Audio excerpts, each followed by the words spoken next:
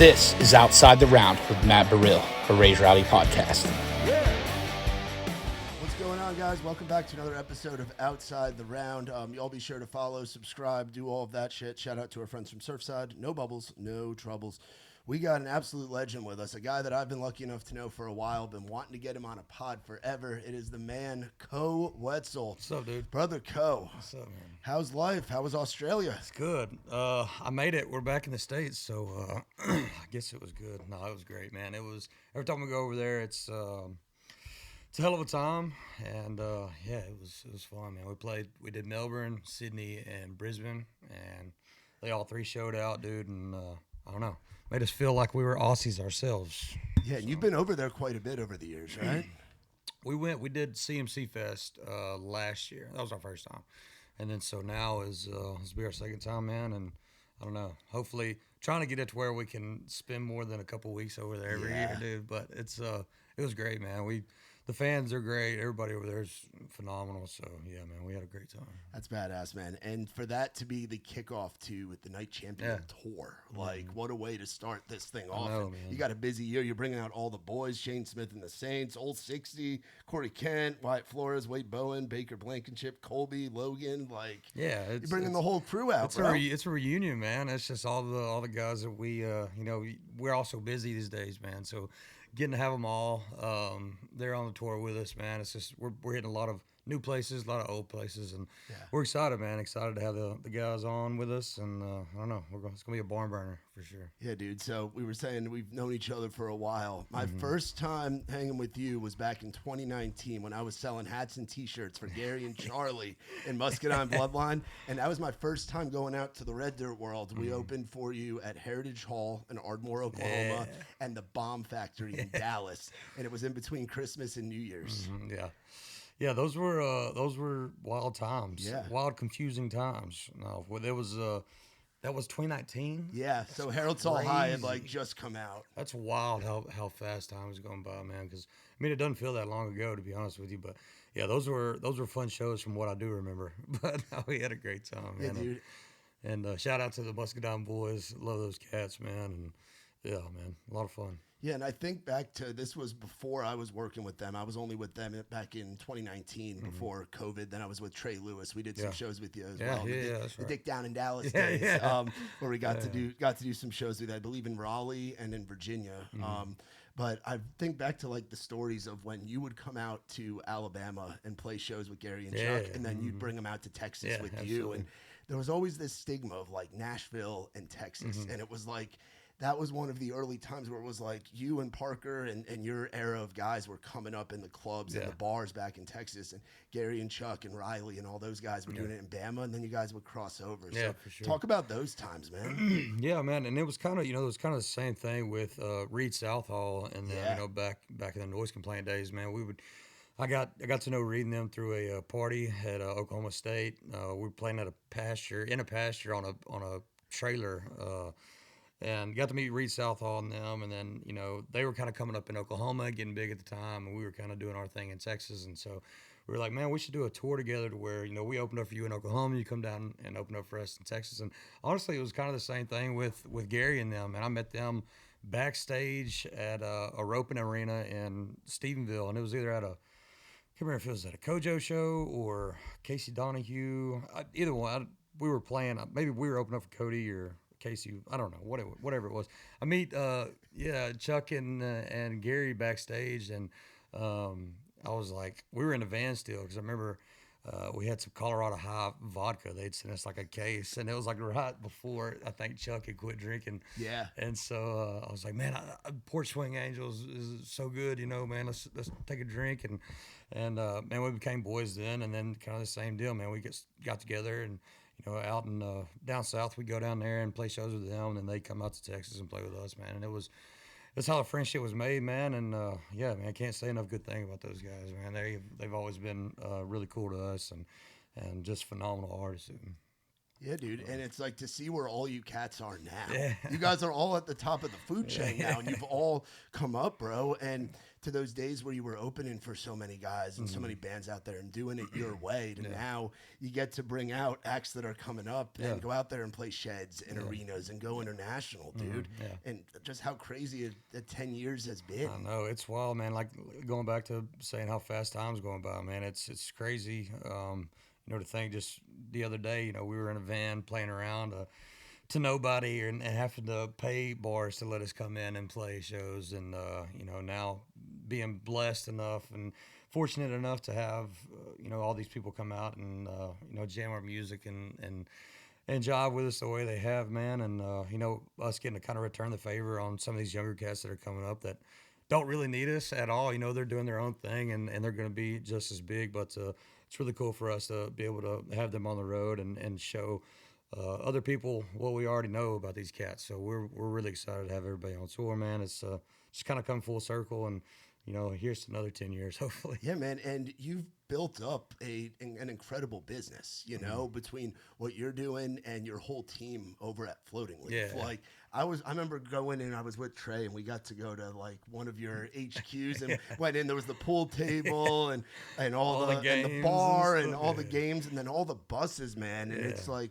how you've been a part of so many people's careers, like talking about like Pecos and Colby and Dylan and now the Fox and Veed boys. I love these kids, those man. guys are so good, man. So talk about getting to be there and help develop these acts with like Jeb and the whole team that you guys have at Floating Leaf. Yeah, well, I mean, Jeb is a dog, man. He's been with me from pretty much the beginning, you know, as far as, you know, us kind of starting to gain traction and stuff. You know, he was my booking agent for a long time at Red 11 and then kind of broke away. I didn't have a manager, or actually I did through Larry Joe and them. And, you know, things kind of started getting a little crazy. And, you know, Jeb was like, hey, man, we should start us up a management company. And I was like, man, yeah, let's do it, you know. And he kind of took that leap of faith. And Jeb, like I said, man, he's great, one of my best friends.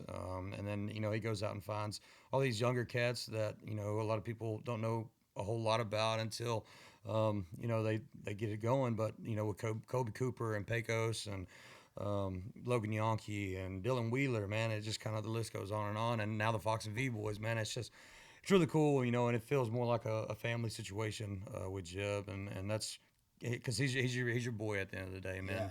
Yeah. So, yeah, man, just having that and, you know, it being Texas based and, I don't know, man. There's a tradition of damn good Texas music out there, man, and that's kind of what we're hoping to strive for is to keep that tradition alive, man. And you know, I think we got a pretty good lineup over there at Floating Leaf. Yeah, man, you really do. You really, really do. And it's something that folks out here in Nashville love keeping an eye. Like you guys, the way the Texas scene has blown up over the last decade, and that's why I'm so excited about this record too, man. It's just watching your music evolve. Like you, I really came on board like Noise Complaint, Harold Saul High was when I became like invested, bro. Like that was when I really started to dive in. And now to see the Night Champion, you got 11 songs on there. What was it like creating this project? Oh man, it was a lot of fun. It was kind of made by mistake, honestly. You know, we were coming off of 9 Lives and didn't really have any plans of you know, making a brand new record, you know, this quick. I usually try, you know, two years with every record, I feel like, but I never go into the studio like, oh, well, it's been a while since we haven't made anything. We need to get in there and make something. So that wasn't the case with the Night Champion. We went in to write a couple singles to just keep on, you know, the radios and the airwaves and stuff. And then these songs started coming really organically and real, pretty simple, honestly. And so went back with a bunch of the same writers that were on 9 Lives. And I think you'll be able to hear that with this record. But with Ashley Gorley and Amy Allen and Steph Jones and all these badass writers that we've kind of accumulated over the last couple of years, this team that me and Gabe and Carrie Kay and Serato have put together. No, it felt great. Like I said, you know, we didn't go in there being like, oh, yeah, we need to write the Night Champion. The Night Champion pretty much wrote itself. And so it didn't feel like we were in there making a record at all. It just kind of, you know, felt like after we get done with the song, like, hey, it's pretty cool. We should put that on the record. And then finally, man, it just kind of came to fruition. And, yeah, man, that's just pretty much the whole outlook on it, man. It was just kind of made itself, honestly. So Talk about when you first started writing with Nashville Cats, because you're talking about like the Ashley Gorleys of the world, and those are dudes that have been doing it a long time, and all the girls you're writing with too. Like, how did you get kind of integrated into the Nashville writing world as a Texas country rock artist? Like your style came through and broke through in what was like a honky tonk world, and I'm sure some people were like, "What do we do with this guy?" Sure. Yeah, no, man. I think for the longest, I was it was a bunch of solo writes. Like I wrote all my stuff up until I don't know, probably was this Sellout maybe, or a little after Sellout, maybe El Paso, but. I mean, I was always, I always wrote my own stuff, and that's kind of how I always, lived and died. And it was, I don't know, for me, I couldn't justify having somebody else write a song for me that was so personal, because my music is so personal to me, and I'm talking a lot about it, about my personal life and most of it. And so it was really hard for me to kind of get into the co-writing deal.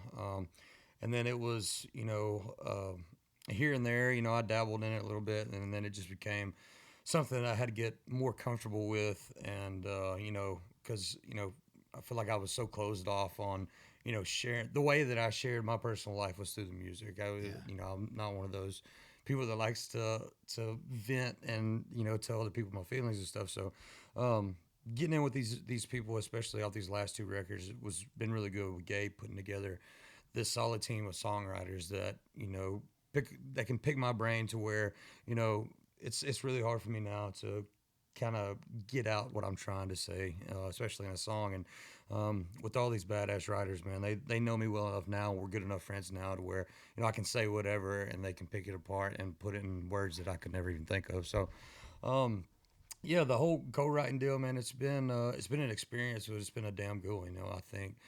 For me as a person, not just on the songwriting side, but just me as a person as well. It's been really cool to kind of vent to other people and, kind of to let people into my life and see where my head's at a little bit, I guess. Yeah, dude. So. Another collaborator that I know you've had is Bayless. Yeah. Talk Andrew about Bayliss, hanging with Andrew man. Bayless, how you got hooked up with him. He's one of my favorite Red Door hangs in the world. I think that was it. I think that was it, man. We would hang at Red Door all the time, and then yeah, man, we just got together, him and Michael Whitworth. Yeah, Whitworth, another Whitworth, badass, dog, bro. I love man, Whitworth. both of them, man. And and it was kind of at that, sellout, kind of whenever the rock side of me kind of started slowing down a little bit. I feel like that was probably whenever I was working with Andrew and Michael and them. It was kind of whenever it started to slow down a little bit.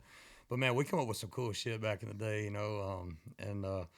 it was wild, man. I feel like we would always get to the right, I'd go over to Andrews or wherever, and we'd both be, clutching our pearls at how bad we were hungover and talking about the story of what happened after Red Door that night. And then we'd suck at writing songs and nursing hangovers for about 2 or 3 hours, and then we start drinking again. And it's a lot of rumplements. He's a rumple guy. Yes, it's a lot of rumple. I know. And that was probably whenever I stopped drinking and rumple, to be honest with you, just because of Bayliss.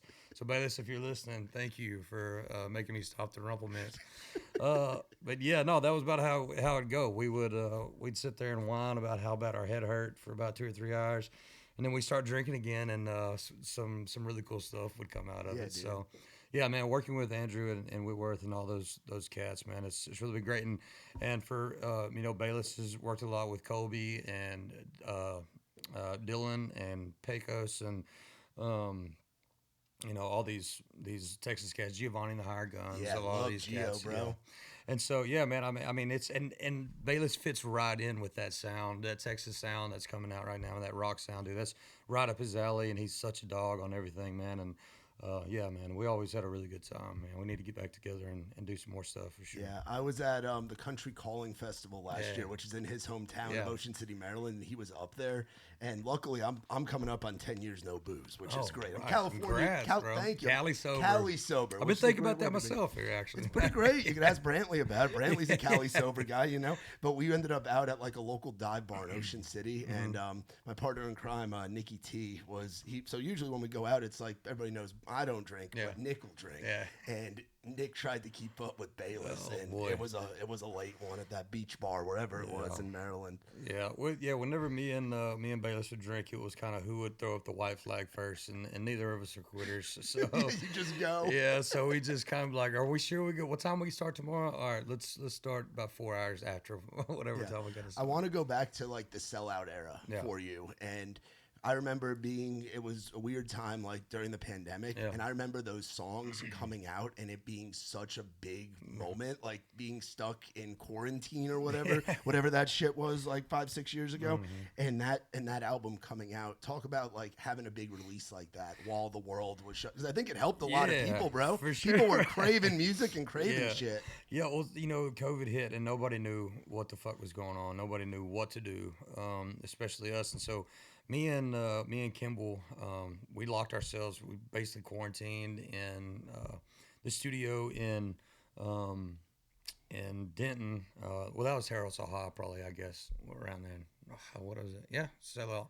Anyway, and we got in there, and we put out Sunday or Monday first, and then Country and Western. Yeah. And that was kind of like the kickoff to Sellout. And then after those two came out, that's when we signed with Columbia. And Columbia was like, y'all hammer down, just like go for it, whatever y'all want to do. And that's where the name Sell Out and the intro and the skits and all that shit came from. Yeah, bro, the skits were elite, dog. I got to bring back. We don't have any skits on this record either, which is 2 in a row. So I need to get back to my shit. But anyway, so we got in there, man, and I think it was just kind of like, man, let's try to surprise as many folks as possible, man. Let's give them this rock record that they've kind of gravitated towards with Noise Complaint and Harold So High, and so that was working with Bayliss as well, a lot of those songs too. So yeah, man, that one kind of kicked the door open with Creeps and all those tunes that are still pretty relevant today to whenever we put a set list together. It's kind of hard to skip out on a lot of those songs that are on that record just because we get crucified with the fans if we don't play a couple of them. Yeah, man, I want to ask you about the live show, because I remember seeing it back again at the Bomb Factory in Heritage Hall, and that was my first time seeing you, and it just being like a bomb went off. Like, it was watching from the merch table. I was just like, it was awesome, man. And now, like last year, we were up in Pittsburgh for the Jim Bob World Tour that you did with Hardy, and that was fun. And I remember hanging with you at tailgates and Tall Boys last year too. And what a day that was that you played, because Old 60 was there, Gavin was there. I remember standing side stage with you watching Gavin, and that was as like everyone was like, "Oh man, this Gavin show," and I'm like, if Coe's watching this Gavin show, that means the shit is working, bro. For sure. No, that was a stacked lineup too. Was it Vincent Mason? Hudson Westbrook, dude, that was a sick ass Old 60, Gavin, and then you guys. Yeah, man, that was a lot of fun, man. That was a damn good show, man. Yeah, man, just talk about how the show's evolved. Yeah, man, they've kind back in the day. Yeah, they've it's just kind of I've always wanted to kind of create this party environment at the show, and so I remember coming up and seeing a lot of these guys play. I remember in Stephenville. We went to a Turnpike Troubadours show at City Limits in Stephenville, and he had American Aquarium opening up for him. Oh, BJ's the man. Great show. I fucking love American Aquarium, dude. And BJ, and so they were opening it up, and I think this was back when BJ was before he had got sober, and he was on the bottle. Different show. Yeah, for sure, dude. But like that still to this day, those are some of my favorite records that American Aquarium put out. And I remember we got there early. I didn't know who American Aquarium was. Didn't know who BJ and these guys were. And BJ's up there and he's like, fuck this, fuck that. This song's about a fucking bitch. It broke my fucking heart. And I've never heard anybody talk like this on stage before. I was like, what in the fuck is going on? But I loved it so much because he was so engaging. Yeah. All these cowboy motherfuckers in Stephenville going ballistic. Me being along right there with him, and he plays I hope she breaks or he breaks your heart or whatever, dude. And it just something right then just kind of lit a fire in me. And this was before Noise Complaint and stuff. And that moment helped shape the Noise Complaint record and just a lot of the stuff that I put on for the live shows. And so ever since then, man, I've kind of always wanted to give the crowd just something to remember, if it's just that little tiny moment or whatever it is, just something that's going to hit them in the mouth and make them want to come back to another show. And so man, it's kind of just evolved over the years. I think from the El Paso tour and the damn near normal tour wasn't as hectic as the El Paso and the ones before it, but we've simmered it down a little bit. But I think that's just kind of with the music and the way it's grown and the fan base that's kind of grown up with us as well. But we still have those moments. We still got the fire and the cryo and all that crazy shit that people have come to love about our shows. And I don't know, I think it's that and kind of being somewhat of an inspiration to these younger cats that are coming up, you know. And I don't know, man, it's really cool to see, man. It's a lot of fun, man. I remember the days, and I remember Gary and Charlie telling me about it. They never had to really worry about it, but when the crowd would Koe Wetzel, a random opener that would get put with you, because it was a lot of it's a lot of like validation to your fan base. They'll be like, if Koe and the boys want these guys opening, they got to be worth something. But I know there were situations where people would get paired with you, especially like at festivals. Yeah, it was a wild time. It never happened. Never happened to Trade. It never happened to Gary and Chuck. Man, it was and we'd be sitting like kind of side stage or whatever. It's like, y'all come on, like chill out or whatever it was. But no, man, that was just our fan base, man. From the very beginning, they've been super rowdy and they've been super supportive and shit like that, man. And we've always had that bond with our fan base, man. And they're dial hard, and we love them to death for it. And they've been that way forever. And I don't think anything's gonna change. But yeah, man, those were in the party days. Super. They were a lot more lit up than we were, I'm sure. Yeah, dude. But you talk about how they've grown up with you, and now you're a dad, and you and your crew have 10 years later now from Noise Complaint and everything. It's like fast forward, and you guys have grown up and matured a lot. It's in the music too, and you're writing songs for folks in their mid to late 30s now and into their 40s. You're not just 20-year-old kids riding around in a church van all around Texas anymore. You know? It's been good though, man. It's been because I don't know if I could. I'd know for a fact that I can't hang with the younger crowd no more. I can't hang with my younger self anymore, even though I try to sometimes. And Saturday night was a testament to that, man. We went to the PBR finals in Fort Worth. Oh, that had to be it was great. That has to be awesome, man. Yeah, I had a couple bulls make the finals this year. Congrats, bro. So thanks, man. And so we went out. Me and my girl went out, and a lot of my friends, that own bulls and stuff, man. We were down there and we partied down, and we went to the Riot Room after, dude. And me and Bailey, before we went up there, we were like, hey, we're gonna go to the Bucking, and then we're gonna come home because their dad was watching Woods. And I was like, hey, baby, I'm cool with that. We'll go to the Buck and have a few beers and come home, But we got a driver just in case. Yeah. And then after all my buddies like, we're gonna go to the Riot just for a beer too. I was like, cool. So I called the manager. I'm like, hey, we're gonna swing through. Can you shut down the back? He's like, cool.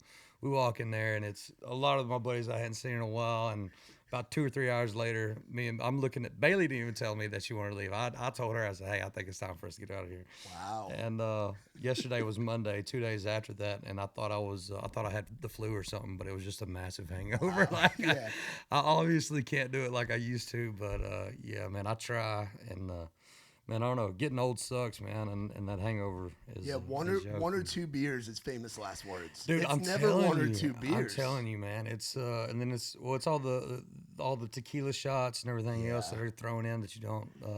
And you don't want to say no to an old buddy you haven't seen, right? Or another guy that's in the rodeo world. Dude, that's it, man. It's like I can't tell you no. It's one of them. Yeah, Muscadine. I can't tell you no. The old Muscadine song. What's the whole Riot Room thing been like? I mean, it's been good. We've got the location in Fort Worth that just celebrated our 3rd year being open. We got the one down in Houston that's been doing good, man. And I don't know, it's cool. I never thought of myself to be a bar owner or whatever, but it's right down the road in Fort Worth, and it's a good time, man. Everybody around there knows if you want to get drunk and have a good time, man, it's a spot to do it, and it's kind of become like the safe haven for all us older heads that want to get out there and hammer down a little bit without having to worry about the cops or anybody fucking with us. Yeah. But just have your spot. Yeah. I want to talk about some of the songs on this record. Talk to me about Time Goes On. Yeah, so Time Goes On, man. We went into a write with Gabe and them. It was after we had written a lot of the songs for the record. And I told him that I wanted a song about, how fast that, time is passing us by and how we're not realizing it until it's gone, right? And honestly, like a Tracy Lawrence "Time Marches On" song, and that's kind of what we based it around a little bit. And but yeah, man, I think it was just kind of an ode to the past and kind of where things are right now. And so yeah, man, we came out with that tune, and I don't know, it kind of set the record, kind of rounded out the record as far as what we had at the beginning to that point. So yeah, and one of my favorite tracks, because I've gotten the embargo Nice. listening Hell link, yeah. and Hell me and Nick have been bumping it. Yeah, you got a good team over there. For sure. Tell me about Circus, because that's one that really stands Yeah. out, but wasn't out there with the singles leading in. Yeah. So my buddy Sam Nelson from Ex Ambassadors, he was one of the not main writers, but he had a few cuts on Nine Lives. He was one of the original writers from the first retreat that we did out in El Paso at Sonic Ranch, and so we've kept up with each other over the years. And I don't get to talk to him a whole lot, but every now and then we'll kind of bounce songs off each other. And he sent me this tune. He was like, "Hey man, let me know what you think." And I don't think that he thought. I don't guess I thought that he was sending it to me for me to record. I just said, dude, it would sound sick with this new record that I've got coming out, and I think if we rocked it up, it'd sound sick. And I don't know if that was his idea or not either, but he was like, dude, absolutely, hell yeah, I'd love for you to cut it. And so, man, we went in, and it was kind of, some of the stuff that I was going through at the same time, and just kind of how crazy this whole world is with this whole music world and everything is with, sometimes, you have this idea of something in your head that's going to be massive and glorious and golden, and sometimes it's just not how it works out. And I know the song meant a lot to Sam, so I had him do all the harms on it and everything as well. So to have a little piece of Sam on the record as well was great. But yeah, it's up there with one of my favorite ones off the record, man. I think it was one of the only outsourced songs or the outside cuts. Yeah. So yeah, man, I'm really proud of that song, man. I hope Sam is just as much as I am, man. And he sounds great on it. I think it fits us well. I think goes back a lot to the earlier Koe. I keep saying that in a lot of interviews and podcasts and stuff like that. But that's where I keep going back with this record. And not to say that the whole record sounds like it, because there's so many songs on it that have nothing to do with Noise Complaint. But yeah. I've been telling everybody that, this record has a little piece of each era of me as a musician and an artist and a person, and that being, Noise Complaint, Harold So High, Sell Out, El Paso, all these. So, and I think this record has a lot of stuff for everybody if you're a fan of the beginning or till right now. So, yeah, I love that. You can definitely hear Circus being in. I feel like Circus is one of those songs that could have been on that Noise Complaint record.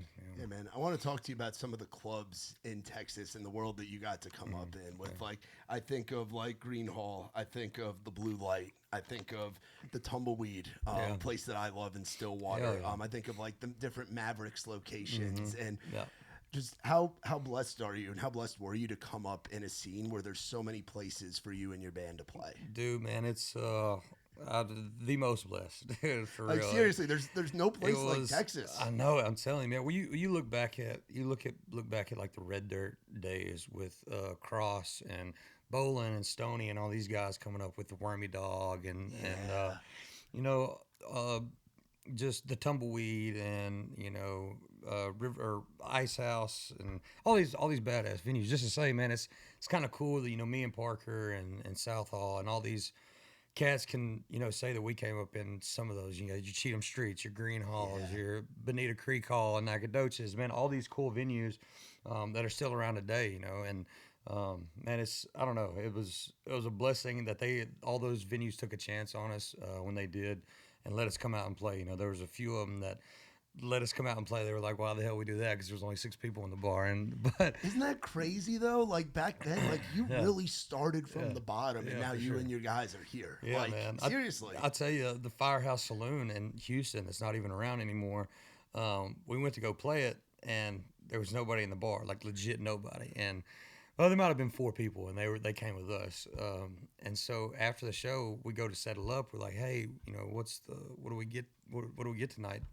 And they were like, well, y'all owe us $200 for y'all's bar tab. We didn't have $200. Like we didn't have any money to get home, and we were like, well, what do we? They were like, well, we cut it down to 100 if you want to pay us $100. So we paid the Firehouse Saloon in Houston $100 to play that night. You know, a 4-hour set.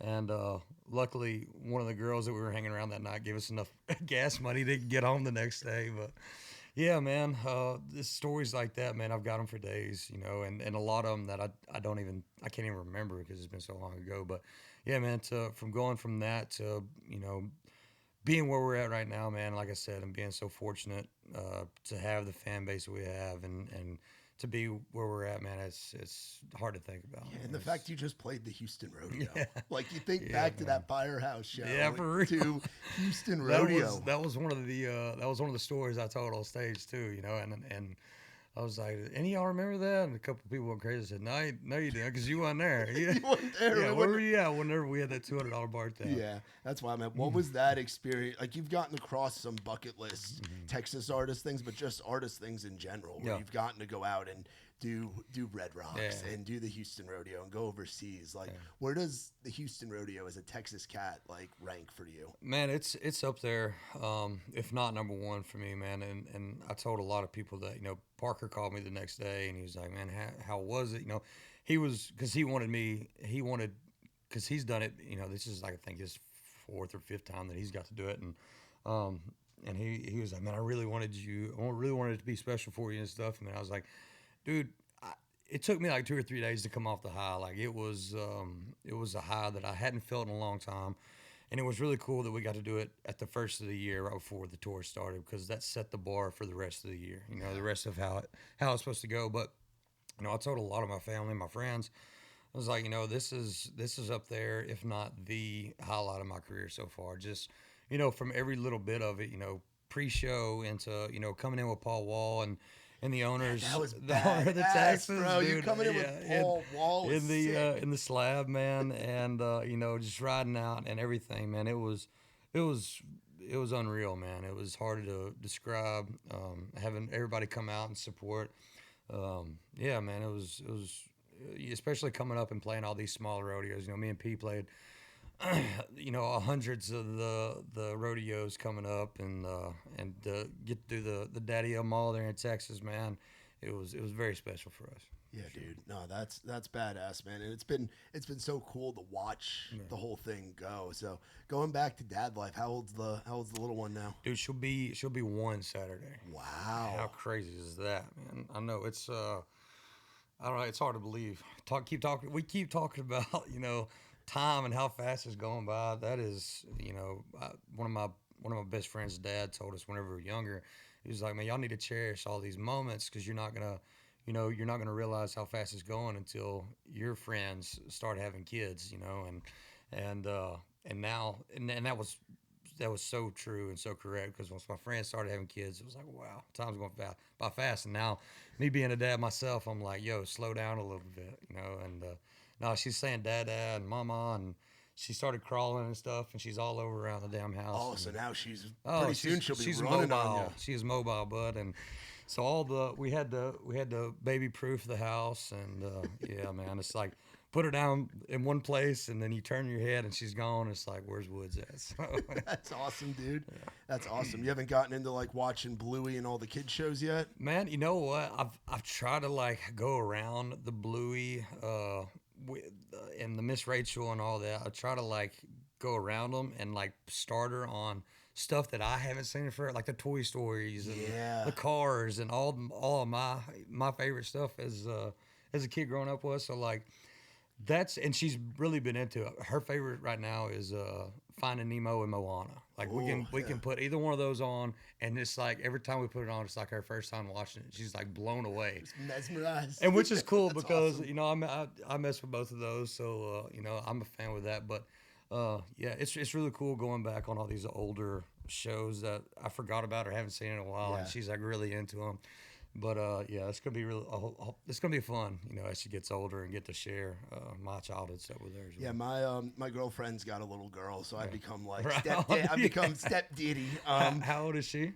She'll be 8 in August. Oh, hell yeah. So I got to know her when she was 4, and getting to watch her grow up and just grow like a tree, and she's wanting to play horse out in the driveway and asking me all these questions about music. I do New Music Friday with her every week where I like play the new songs that come out, and I'm like, I can't wait till your mom says I can take you to a concert. Like, I can't wait to have you at a festival. You know? Awesome, like man. there's nothing like it. You know? Man, I'm telling you, man, it's I tell a lot of people, man, it's crazy to think what life was like before she came here, because growing up and and just I don't know, man, it's just a lot of fun, dude. And I don't know, it's a love I never knew, So yeah, man, cool. That's awesome. Now, what are you hoping people take away? Like, if there was one thing that you hope a Koe Wetzel fan takes away from the Night Champion. This music isn't going anywhere. I don't want them to think that it's too far fetched from what they're used to, I guess. And just kind of, it's just kind of a rounded out part of these last 6 records that I've put out. It's just kind of I wouldn't say a closing of the book on these last 5 or 6 records. I don't know if that's the right word for it, but I don't know where the record after the Night Champion is going to go. I know it's definitely coming. I'm not saying that I'm done with music at all. I'm just saying I don't know where the music and the sound's going to go. So I hope everybody digs it. Like I said, man, I think there's a little something for everybody on the record. So give it a listen. Give it 2 or 3 listens. Just don't judge it off the first go around. And yeah, man, I hope everybody digs it and kind of understands where I've been at the last 2 years of my life and where it's kind of headed. So yeah, excited. I love that your albums are like chapters to a absolutely, book. Like I mentioned Brantley earlier with like being California sober, and I look at all of his records have always been chapters to him. And I love that we get that with you as well. What's something you would tell that? Say, let's go back to we've been using the 10-year thing. So 2016, where you and your boys were at, if you could go back and tell that wild ass kid touring around in a van what he has in front of him, like what would your message to younger Koe be? Well, honestly, I couldn't tell him anything because he wouldn't fucking listen to me. But no, I'd probably just tell him, man, just to take it all in.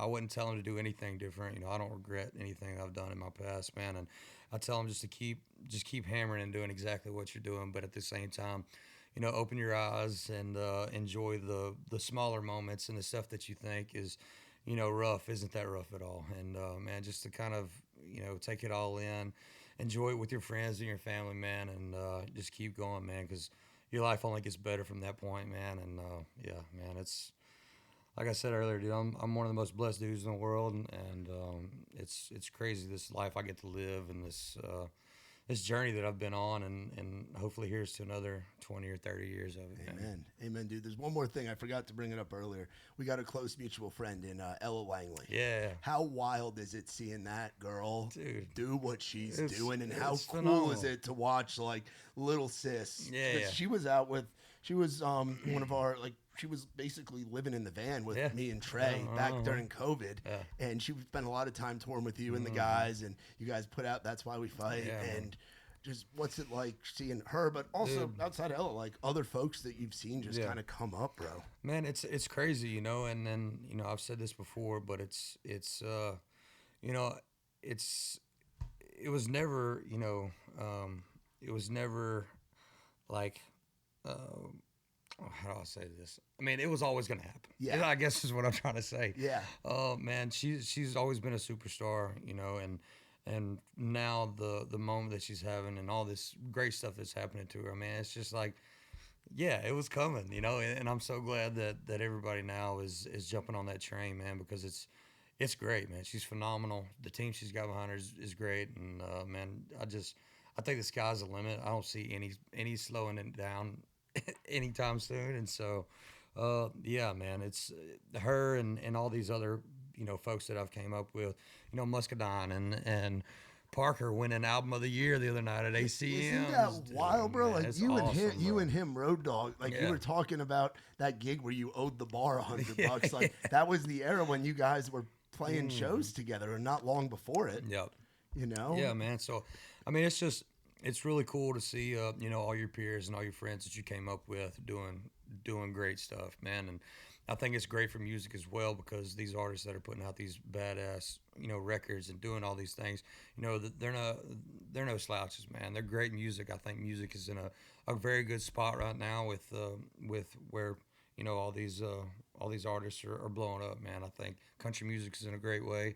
Music in general is in a great way. Texas rock is going crazy right now. So I don't know, man. Music's in a cool spot right now, and I don't know. I think there's a lot of cool stuff to come in the future. Yeah, and you were talking about Texas rock. One of my favorite tweets to go back and look at are Corey Kent, who's going to be out with you on this tour. A good friend of yours, good friend of ours. Sure. I remember him putting out a tweet a few years back saying, "Rock music didn't die; it just moved to Texas." Yeah, you bet, bud. And it damn sure did. Yeah, I know. I need to get that tatted on me, man, because that's the case right now, dude. It's crazy to see, all these bad Treatio going crazy, Dexter and the Moon Rocks. Oh, Dexter having the biggest rock I love song. it. Those I love kids, it, bro. They're all kick ass. Yeah.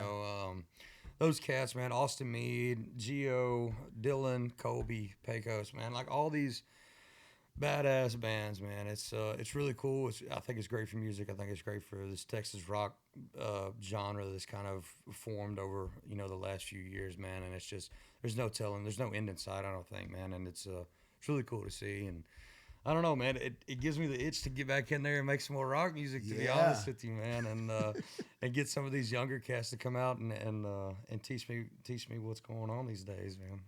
Yeah, get it. Have them come and hang with you. Have them hang hang at Red Door with you and Bayliss. Yeah, it's been too long. Yeah, me and Bayliss will take her to the Red Door and show them what it's about. Have them go shot for shot with Uncle Koe. We wouldn't get shit done if we did that. That'd be wild, man. Well, dude, thank you so much for coming on here and man. hanging, man. Seriously, this is a pod that I've been wanting to get since I first heard your music back in the day, dude. And congrats on this record, The Night Champion. Thank you, it's gonna do huge things, man. And I can't wait to see where the next record goes. Yeah, for sure, man. And can't wait to get out to some of these shows on the road too. Absolutely.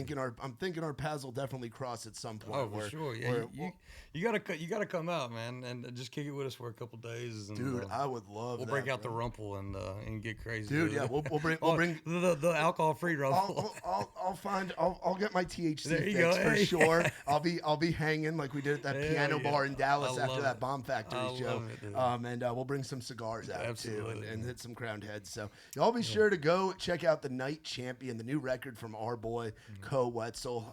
Thank you again so much for coming on. Appreciate it. And you've been a day one Raised Rowdy guy too, Nick. I don't know if you remember back in the day, you played a show in Pittsburgh. Like in 2017, and Nick had helped with doing that show and stuff. So you're someone we've covered and had in our family for a long time. Yeah, so sure, man. Full circle shit. Shout out to our friends from Surfside as well. No bubbles, no troubles. And for more on us, visit raisedrowdy.com. From Koe, I'm Matt Burrill. This has been Outside the Round. I ain't never been the kind for staying one place for too long. I ain't never been the best at saying I love you to a girl I love. Only got a couple tricks up my sleeve. They usually just